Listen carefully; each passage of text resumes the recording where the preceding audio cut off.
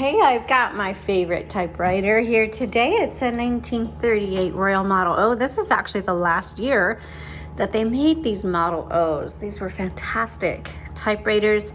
They are just a basic, no bells and whistles machine. They're just a good working typewriter, and I love them. Okay, so this is the front. They have the high black gloss finish, which is gorgeous, but the only thing is you do have to keep it dusted because it shows every speck of dust. But it is so worth it because that high gloss black finish, is gorgeous.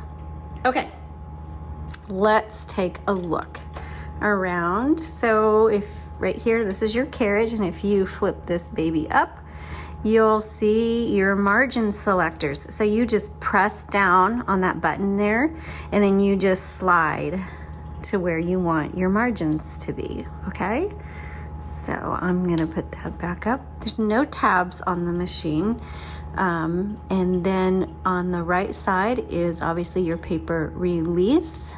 The left side, your line selector. And there's just two options on that. And one of them is the roller release is what I call them. I don't know I should know the proper name. All I know is that it releases the roller. You can hear it click because the roller turns every half a line, but when you release it, it makes it free. So you can line things up with if you're filling out forms or you're using lined paper or something like that, okay? All right, I'm gonna move here. Oh, and your carriage release is this little lever behind the handle on each side. And you just pull that forward.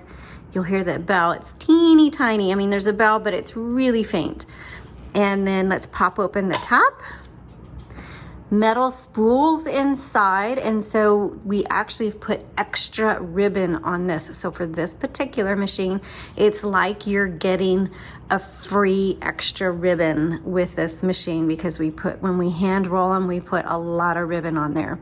Okay, so you just simply pop them in and pop them out, but make sure when you change them, you do black on the top, red on the bottom, and that they're threaded properly through all these guide wires. I have an up-close image of this in the product listing, and you'll find that link in the description below. So go there, bookmark it, or save that image for your reference. Okay, with ribbon, when you get to the end of the spool, you need to reverse it because there's a lot of ink in that baby. So you're gonna reverse this direction so many times that it's gonna be a while before you need to replace it. And so you reverse it right here. And how do you know when to reverse the direction of your ribbon? Well, your typewriter's gonna stop working right. It's gonna feel weird, it's gonna stop typing, the font's gonna get really faint, and you're gonna be like, what the heck's wrong with my typewriter? And then I'm gonna be like, hey, why don't you reverse the direction of your ribbon? And then you're gonna be like, oh, okay. So once you do that a couple of times, then you'll never forget to reverse the direction of your ribbon. Okay, let's close this. I'm gonna lift this up. Right here is called touch control. That just determines how hard these bars in here hit your paper. So that determines how light or dark your font is gonna be. So it's just personal preference. Color selector right here on the right side. There's your red. I don't know, they always put blue dots, but it's actually black. And then the white, you're not gonna use.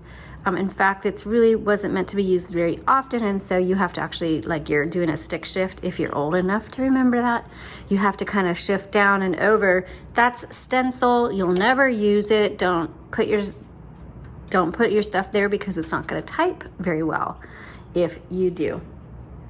So that's one thing to remember. If it's not typing very well, before you panic, check two things. Make sure your color selector is firmly on, black or red, and then make sure you don't need to reverse the direction of your ribbon. Okay, let's take a look at the keyboard. So right here, it's like I said, it's very low key, margin release, backspace, and your regular keys. So let's go ahead and do a typing demo. All right, I just pop in regular printer paper and right behind this roller and turn it. Now, if you do want specialty paper, there are places out there that carry specialty typing paper. You can even use cardstock if you want. All right, I bring my paper all the way up to make sure it's nice and even, which it is, and if it wasn't, then you pull this forward and you can adjust your paper because that releases the tension. Just make sure you re-engage, and then you're ready to go. I'm gonna check my margins real quick. Excuse me. That was weird. Okay. So this is, there's no number 1, so use a lowercase l. This is a 1938 Royal Model O. Very nice. Okay, let's put it on red or black. And let's test out all the keys. Now these are the original black keys. I love the feel of black keys, the round keys with the chrome, what am I trying to say? With the chrome on outside framing, whatever. Whenever I do these videos, I swear, just basic words flee my mind. And it's so frustrating because I'm like, I'm not uneducated, but I feel like it. So this one, this typewriter, some of the manuals, you will, if you're not familiar with them, they have a feel about them. And so some of them like to be typed on with a light touch, some like a heavier touch.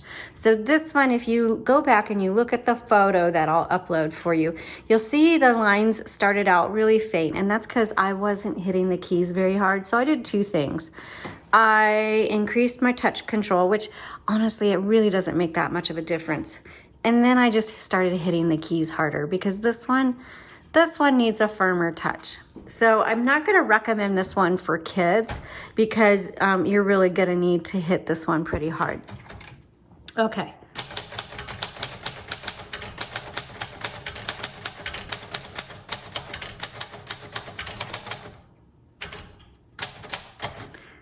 So the bell, I know you didn't hear it. There it is. So I'm at the margin and it's stopped on me. So you just hit margin release right here. So what I mean by you need to hit this hard, this typewriter needs a confident writer. If you are afraid to type on these keys, it's going to be, I don't think it's going to operate very well for you. So, but if you're a confident writer and you're like, got some gusto and you're like, yeah, you know, oh, let's type away, you know, you're going to do very well with this.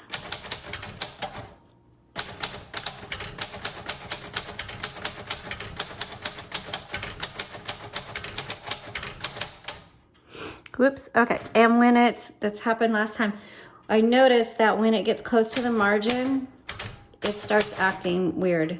Like it starts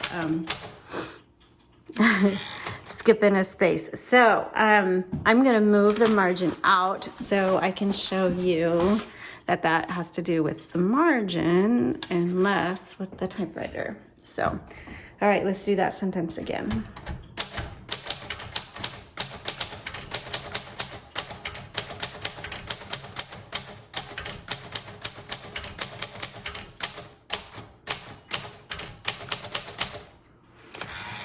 Okay, also this one doesn't like to type fast. So if you are slow, methodical, and confident, this is your typewriter. Okay, let's do some more sentences. Let's switch it to red.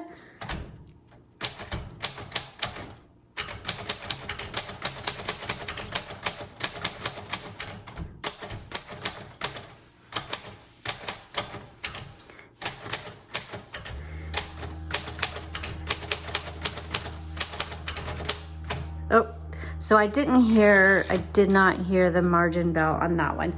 So even though it was really faint, I'm gonna go ahead and just say the bell doesn't work on this because it's so faint, you can't even hear it.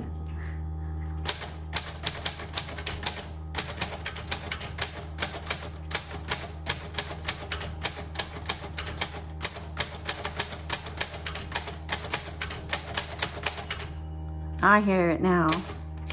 But either way, I would rather you have the expectation that you're not going to hear the bell, and when you get it, you actually hear it, and you'll be like, ah, yay. Okay, so, so this typewriter is looking for a confident,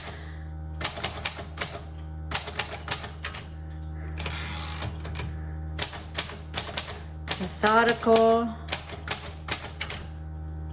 take, backspace, your time, writer. All right, this is a good typewriter, but it just each one has its own personality. I just love it. But so this personality came out pretty clear to me, and I think this is the type of writer that's going to enjoy this machine the most. All right, thanks so much for watching. You all have a great new year and happy typing.